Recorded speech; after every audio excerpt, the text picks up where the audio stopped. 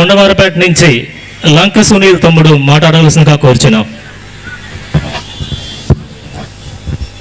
సమయం చాలా ఎక్కువైంది.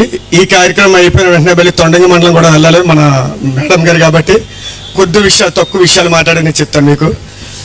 మన ఆరాధ్య నాయకులు, మా ప్రీతమ నాయకులు, మనందరి అభిమాన నాయకులైనటువంటి యనమల రామకృష్ణ గారి ఆదేశాలతో మనందరి అభిమాన నాయకురాలు, ప్రభుత్వ విప్, మన శాసనసభ్యురాలు తునిని నియోజకవర్గాన్ని మొత్తం కూడా అభివృద్ధి పదంలో శరవేగంగా నడుచుకుంటూ తీసుకెళ్తూ మనందరికీ కూడా సంక్షేమాన్ని, సంతోషాన్ని మనకు అందిస్తూ అందరికీ ఆదర్శప్రాయంగా నిలబడినటువంటి శ్రీ యనమల దివ్యమ్మ గారికి అందరూ కూడా చప్పట్లతో అందరూ కూడా అభినందనలు తెలియజేసేందుకు కోరుచున్నాను. ఇంతటి మహోన్నతమైన కార్యక్రమాలు ఇంత దిగ్విజయంగా జరుగుతుందంటే దానికి రామకృష్ణ గారి ఆశీస్సులు, ప్రగాఢమైనటువంటి సంకల్పం, అమ్మ మేడం గారి యొక్క సంకల్పం అని చెప్పేసి మీ అందరికీ తెలియజేసుకుంటున్నాను. కనుక భారత రాజ్యాంగ నిర్మాత, భారతరత్న, ప్రపంచ మేధావి డాక్టర్ బిఆర్ అంబేద్కర్ గారి 135వ జయంతి వేడుకలకు నియోజకవర్గ నలుమూల నుంచి విచ్చేసినటువంటి ప్రతి ఒక్కరికి పేరు పేరున నా నమస్సుమాంజలి తెలియజేసుకుంటున్నాను. అంబేద్కర్ గారి ఒక గొప్పతనం కోసం మనం మాట్లాడుకుంటుంటే ఒకసారి ఏవీ నగరం మీటింగ్కి వెళ్ళామండి. దళిత తేజం తెలుగుదేశం అని చెప్పేసి ఒక మీటింగ్కి వెళ్ళినప్పుడు దానికి మా ప్రీతమ నాయకులు యనమల రామకృష్ణ గారు ఇచ్చేసి ఒకే ఒక మాట చెప్పారు. అంబేద్కర్ గారికి సేవలు కానీ ఆయన సాధించిన విజయాలు మాట్లాడుకుంటే రోజులు చాలవని చెప్పేసారు అనమాట. ఎన్ని రోజులు మాట్లాడుకున్నా సరే ఇంకా చాలా విషయాలు మిగిలిపోతాయి. అంతటి గొప్ప గొప్ప కార్యాలు, అంత గొప్ప గొప్ప ఘనత సాధించినటువంటి మహోన్నత వ్యక్తి డాక్టర్ బిఆర్ అంబేద్కర్ గారు. ఒక్క మాటలో చెప్పాలంటే అట్టడుగు వర్గం అనేటువంటి అంటరానితనంలో జన్మించి ఈరోజు అంతర్జాతీయ స్థాయిలో ప్రపంచం మొత్తానికి ప్రపంచ ప్రతినిధుల సభ అయినటువంటి ఐక్యరాజ్య సమితి కూడా అధికారికంగా జరుపుకుంటున్నటువంటి భారతీయుడు, మన భరతమాత ముద్దుబిడ్డ డాక్టర్ బిఆర్ అంబేద్కర్ గారి జయంతి అంటే ఆయన ఎంత సాధించారు, ఎంత గుర్తింపు పొందారు అనేది మాత్రం మీరు అందరూ కూడా ఒకసారి జ్ఞాపకం చేసుకోవాలి, గుర్తుంచుకోవాలి. ఈరోజు దళితుల కోసమే కాదు, బడుగు బలహీన వర్గాల కోసమే కాదు, ఓటు హక్కునే కాదు, మీకు మా చరిత్ర తెలుసుకోవాలంటే అంటారనమాట. ఆయన ఒక మాట అన్నాడు, చరిత్ర తెలుసుకోవాలంటే ఎవరో చరిత్ర సృష్టించలేరు అనమాట. ఏంటంటే మన ముందు చరిత్ర ఏంటి, భారతదేశానికి ముందు అంటే స్వాతంత్రం రాకముందు, రాజ్యాంగం రాకముందు భారత పరిస్థితి ఏంటి, అంబేద్కర్ గారు రాజ్యాంగం రాసిన తర్వాత భారతదేశ పరిస్థితి ఏంటని మాత్రం మనం అందరం కూడా ఎంతైనా తెలుసుకోవాలి. జన్మత అంటే 4 వర్గాలుగా విభజించబడి ఉంది. ముందు భారతదేశం ముందు ధర్మశాస్త్ర ప్రకారంగా నడుచుకునేది. ఆ ధర్మశాస్త్రంలో ఏ కులంలో పుట్టిన స్త్రీకైనా సరే హక్కులు లేవు. బ్రాహ్మణుల్లో కానీ, రాజుల్లో కానీ, వైశ్యుల్లో కానీ, శూద్రుల్లో కానీ, అతిశూద్రుల్లో పుట్టిన ఏ మహిళకు కూడా ఎటువంటి హక్కులు లేవు. అందుకే అంటారనమాట ఆ యొక్క శాస్త్రంలోనే స్త్రీ జన్మత శూద్ర అంటారనమాట. అంటే శూద్రులకి హక్కులు లేవు, వారికి ఎటువంటి చదువుకునే హక్కు కానీ, ఆస్తి హక్కు కానీ, సామాజిక స్వేచ్ఛ కూడా లేదు. అటువంటి టైంలో అంబేద్కర్ గారు ఒకటే అన్నారనమాట, నింగిలో సగం, నేలలో సగం, జనంలో సగం అనేటువంటి మన మాతృగా, మన పుట్టుక కారణమైన స్త్రీకి స్వాతంత్రం లేకపోయినా, హక్కులు లేకపోయినా అది కేవలం ఏంటంటే అది అనాగరికం తప్ప నాగరికం కాదు. అటువంటి ప్రదేశం, అటువంటి సమాజం ఎప్పుడూ కూడా అభివృద్ధి చెందదని చెప్పేసి ఆయన ఎంతో కష్టించి స్త్రీల కోసం, కార్మికుల కోసం, మొత్తం భారతదేశంలో పుట్టిన ప్రతి ఒక్కరి కోసం కూడా ఆయన ఎంతో శ్రమించి ఎన్నో త్యాగాలు చేసి మనకి గొప్ప రాజ్యాంగాన్ని మనకు అందించడం జరిగింది. అందుకే అంటారు, మన భారతదేశం కోసం మీరు అందరూ గ్రహిస్తే భిన్న కులాలు, భిన్న మతాలు, భిన్న సంస్కృతులు, భిన్న ప్రాంతాలు, భిన్న భౌగోళిక పరిస్థితులు, ఈ భిన్నత్వంలో అన్నింటినీ కలిసి ఏకత్వంగా చేసినటువంటి ఘనత రాజ్యాంగం. ఆ రాజ్యాంగాన్ని అందించిన ఘనత డాక్టర్ బిఆర్ అంబేద్కర్ గారిని చెప్పేసి ఈ సభాముఖంగా మీకు తెలియజేసుకుంటున్నాను. అందుకే మేడం గారిని చూస్తే మాకు అందరూ ఆదర్శంగా ఎంతో గుండె ధైర్యంగా ఉంటుంది. ఎందుకంటే చూడండి, రామకృష్ణ గారి స్థాయి ఏంటో మనందరికీ తెలుసు. ఆయన ఎన్నో గొప్ప పదవులు సాధించారు, ఎంతో పేరు ప్రఖ్యాతులు సాధించారు.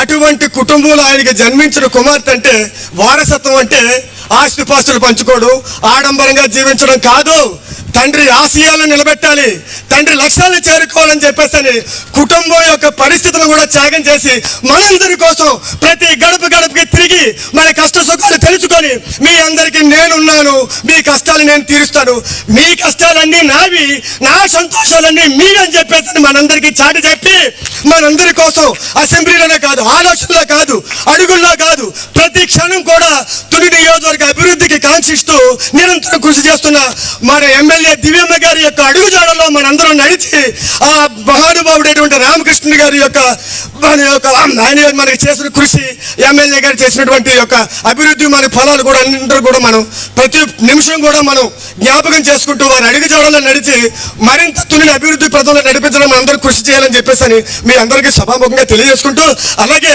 మనకి ఇన్ని హక్కులు, ఇన్ని అవకాశాలు ఇచ్చి సామాజిక స్వేచ్ఛ, సమానత్వం, సౌభ్రాతృత్వం అయినటువంటివన్నీ కూడా రాజ్యాంగంలో పొందుపరిచి మనందరినీ కూడా ఏకదాడిపై నడిపిస్తూ ఒకవేళ ఎన్ని తరాలైనా ఎన్ని యుగాలైనా చెక్కు చెదరటువంటి ఎన్నో హక్కులు మనకు ప్రసాదించబెట్టినటువంటి ఆ మహోన్నతులు మరి అందరూ కూడా జయ జయలతో జయ జయ నిదానతలతో ఒక్కసారి అందరూ కూడా చప్పట్లతో ఆయనకి గణన వాళ్ళు అర్పించి ఈ యొక్క కార్యక్రమంలో నాకు మాట్లాడడానికి అవకాశం ఇచ్చిన యనమల దివ్యమ్మ గారికి, అలాగే పెద్దలు ఎనిగంటి సత్యనారాయణ గారికి, వెంకటేష్ గారికి, అలాగే అబ్బాయి గారికి, కుసుమ సత్యనారాయణ గారికి, పెద్దలందరికీ కూడా పేరు పేరున నా ధన్యవాదాలు తెలియజేసుకుంటూ సెలవు తీసుకుంటున్నాను. వ్యక్తుల యొక్క పుట్టినరోజులు అని చెప్పన్నారు. 5వ తారీఖునేమో బాబు జగజ్జీవనరావు గారు, 11 జ్యోతిరావు పూలే గారు, 14 అంబేద్కర్ గారు. మీ అందరి అభిమాన నాయకుడు ఇంకొక ఆయన పుట్టినరోజు ఉంది, మీ అందరికీ తెలుసా? మీ మహిళలందరికీ కూడా రాజకీయంగా ఎంతో చైతన్యం ఇచ్చి డ్వాక్రా మహిళ సంఘాల పేరుతో మీ అందరిని సంఘటితం చేసి, మామూలుగా మహిళా మనులు అంటే బ్యాంకులో ఈ రోజు మీ ఖాతాలో లక్షల లక్షల రూపాయలు నిల్వించుకొని మీ ఆర్థికంగా మేము స్వావలంబన సాధించడానికి కృషి చేసిన ఆయన మహానాయకుడు మన చంద్రబాబు నాయుడు గారి ఏప్రిల్ 20వ తారీఖు కూడా పుట్టినరోజు ఉంది. అది మీ అందరూ కూడా గ్రహించాలని చెప్పేసి చెప్పాను. తర్వాత యాదృచ్ఛికమో తెలియదు, దైవ నిర్ణయమో తెలియదు, కానీ మీకు ఒక విషయం చెప్పాలి. అంబేద్కర్ గారు న్యాయశాస్త్రం చదివారు. అలాగే మన ప్రీతమ నాయకులు యనమల రామకృష్ణ గారు కూడా న్యాయశాస్త్రం చదివారు. అలాగే అంబేద్కర్ గారు మొట్టమొదటి స్వాతంత్రం వచ్చిన తర్వాత మొట్టమొదటి యొక్క మామూలుగా లోక్సభలో ఆయన న్యాయశాఖ మంత్రిగా పనిచేశారు. అలాగే మరి నిజంగా దైవ నిర్ణయం అనుకుంటాను, మరి యనమల రామకృష్ణ గారు కూడా న్యాయశాఖ మార్చులుగా కూడా పనిచేశారు. తర్వాత ముఖ్యంగా ఏంటంటే ఆ మహిళలకి ఆస్తిలో హక్కు ఉండాలని చెప్పేసి ఆయన హిందూ కోర్టు బిల్లు అని చెప్పేసి ఒక ప్రవేశపెట్టారు అంబేద్కర్ గారు.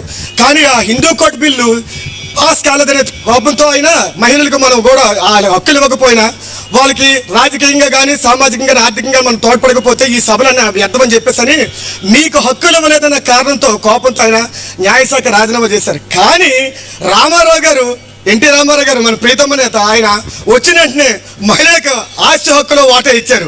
ఆ ఆస్తి హక్కు వాటా ఇవ్వడానికి కారణంలో కూడా కీలక పాత్ర మన యనమల రామకృష్ణ గారు ఎంతైనా ఉందని చెప్పేసి మీ అందరు గ్రహించుకోవాలి. కనుక ఏంటంటే మీరందరూ కూడా ఒక్కసారి మాత్రం మనకి ఏ నాయకులు అయితే సేవ చేశారు, తర్వాత మీకు చాలా మంది అనుకుంటారు ఏంటంటే ఏదో కాంగ్రెస్ గొప్ప చేసింది, అంబేద్కర్ అంటే ఎస్సీస్కి ఏదో సాయం చేసిందని చెప్పారు. అదంతా కాదు. అసలు డాక్టర్ బిఆర్ అంబేద్కర్ గారికి భారతరత్న అని చెప్పేసి మనం గొప్పగా చెప్పుకుంటాం చూసారండి.